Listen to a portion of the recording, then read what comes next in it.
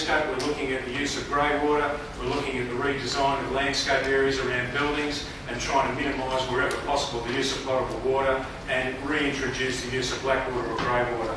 Only just recently the Gardens and Grounds area have got a trial project where they ship in tankers 30,000 litres of water at a time that come from the low and long low. It's treated to A+ class water and they're putting it into 5,000 litre water tanks and using that for deep irrigation around some of our significant trees that are around the campus to ensure that we don't lose those as a result of the prolonged drought that we've got. Ovals are absolutely huge. We've got two ovals currently, North Oval and Willows Oval, that are on grey water through the ActuAGL grey water plant from Fisherby.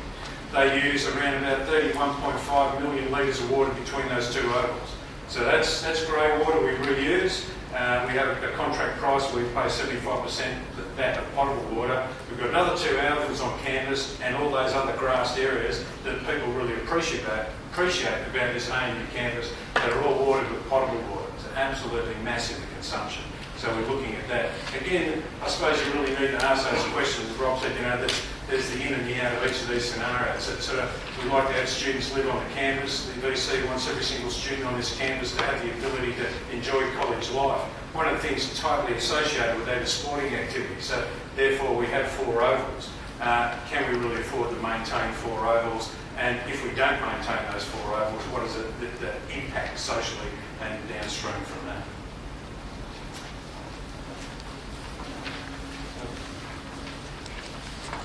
Recycling, an absolutely massive one. One of the first jobs I did when I started working in the Green Office was have a look at the introduction of public recycling infrastructure here at the ANU. Another classic example, we've now got systems in place and contracts in place that will deal with paper, cardboard, co-mingled, the same as the ACT curbside, batteries, fluoride tubes, toner cartridges, steel, office furniture, stationery, styrofoam, e-waste, organic waste. There's not much on this campus that we can't collect and recycle.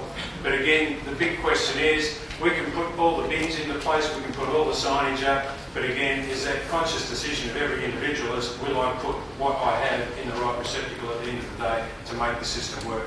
We continually, through the Green Office program, go out and do audits of bins. Even with all this infrastructure in place and the education programs associated with it, we can still have between 40 and 60% contamination in the general waste to landfill bins, which amazes me, but that's one of those things. I suppose if it was all perfect, we'd be unemployed. As Rob said, e-waste is a big one. We started that a couple of years ago, I suppose, and we thought we'd have a bit of a bring out your dead, get rid of all the old computers that were laying around the campus, and then instigate something that every year we just took the stuff that was actually breaking down out of the way. We started off and we got about 7 or 8 tonne. Every single year it increases. Last year we were in excess of 36 tonnes that we collected on this campus and shipped off. That's monitors, PCs, photocopiers, faxes. We also go through the mobile phone stage as well. 36 tonnes. And I suppose when you think of it, I'm aware that we do that. We do that for best practice and there's a cost associated with it. So we don't put all those toxic chemicals into our landfill scenarios. I suppose in Canberra people should be really mindful of what they put in the landfill.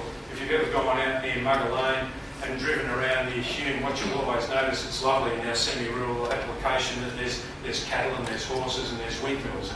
Windmills tend to suggest that there's groundwater in that area. And if you look at Mugger Lane, our landfill, it's a mountain and it's sitting right in the middle of all these paddocks where we're sucking out groundwater. So if the ANU in 1 year can generate 36 tonnes of IT or electronic waste, what else has been generated in the ACT area that is going to landfill? And the same with fluoride tube. Every fluoride tube can contain mercury, so we collect and have a recycle here on site around about 2 tonnes of fluoride tubes a year. ANU Organics, very fortunate, we're doing a 12-month trial. A lot of you may be aware of it, but an in-vessel compost machine down in the schoolyard here on the campus. The ANU, about 15% of our total waste stream is actually putrescible waste or food waste. So what we're doing is we're collecting it. We're currently going around all the major halls and colleges and food outlets, collecting bins, all the food waste and putrescible waste. And it's being composted with wood chip and other product. That's a nice little shot of one of our Yale interns last year and a few of the staff. But what we do is it's a pretty incredible process. You have wheelie bins full of putrescible food waste that you have a look at and you go, yuck. Put it into the compost vessel with wood chip and waste bedding, and in 16 days you get a beautiful product out the other end. The other bonus about that, putrescible waste in landfills generates methane. Methane is about 26 times worse than CO2. So if we can put up to 2.5 tonnes a day of food waste into this process and have it dealt with in an aerobic way, there's also the offsets there. Pollution prevention, as we mentioned before, the activities being undertaken. What we like to do is be aware of those activities that we have here that may actually go outside of the geographical borders that we have set around the ANU campus. So we've got a lot of education campaigns for the cleaning contractors, technical staff and all those others involved in potential areas where they can emit or disperse of something into a wrong system such as stormwater or sewer systems on the campus to basically educate them as to what is a sewer system, what can it tolerate, what is the stormwater system, what can it tolerate and how they need to deal with those products. To support that again, we've got spill kits all around the research schools, spill kits at the Facility Services Division and on all the security vehicles, so in the event of a spill or a problem we can act fairly quickly. Biodiversity, which ties in very closely to that, obviously Sullivan's Creek, which is, when you bear in mind, simply an extension of the stormwater system from the rest of the suburbs upstream of the ANU. Very concerned about monitoring and trying to improve the standards within that area as we can through development, better practice of landscape management, better things that are discharged into them. Sustainable transport, that's a big one. As we said, we've got a massive car fleet. I think some surveys done last year indicated that probably in excess of 30% of the car fleet sits idle for a great deal of the time, or is it utilised to do trips around the campus of under 5 kilometres. Yet we have people spend all the time to go and book a vehicle, find a vehicle, go and get the keys for the vehicle to drive from potentially RSVS to the Chancery and back again instead of just walking. To try and offset that, what we've got is the Ride to Uni campaign, trying to get everyone to ride to university. Links with the ANU Bike Co-op, the production of secure bike storage around the university so people feel more confident in riding their bikes. Go Green, Get Lean, a very good trial this year, trying to encourage staff again to take up bicycling to work.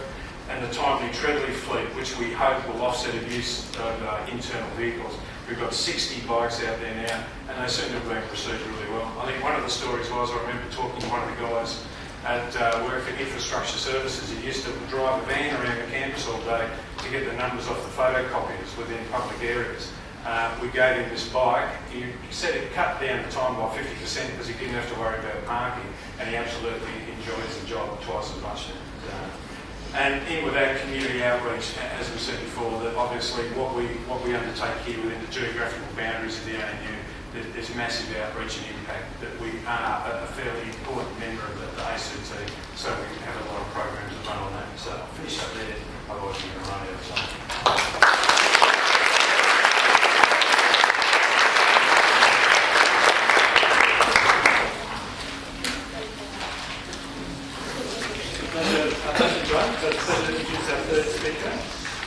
As I said, Ed is a third-year student here and a PhD student who did this course 2 years ago. And SRES1001 thing he did was spend some time at Gale as a big intern, and he's also tutoring this course.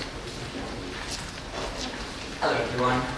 As Richard said, my name's Ed, and I'm not a seasoned lecturer or presenter unlike Robin John, so I'm a little bit nervous about presenting. This is my first lecture at ANU, so bear with me.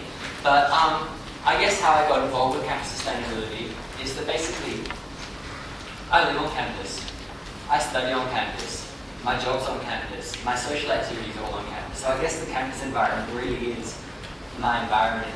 And so I feel like I have a kind of, almost sort of have a stakeholder interest in that environment. So since my first year I've been quite involved with sustainability on campus through the halls and colleges mostly, and the Green Halls and Colleges program. And it was through this involvement in the Green Halls and Colleges program and the sustainability learning community that I was asked, I applied and received funding to spend 6 weeks at an internship at Yale University. So I got to spend 6 weeks among the Gothic architecture of Yale. Just at first impressions, a lot of sort of old-looking buildings, but I guess it's all about how you perceive things. These buildings may look old, but they're not actually significantly older than ANU stock buildings.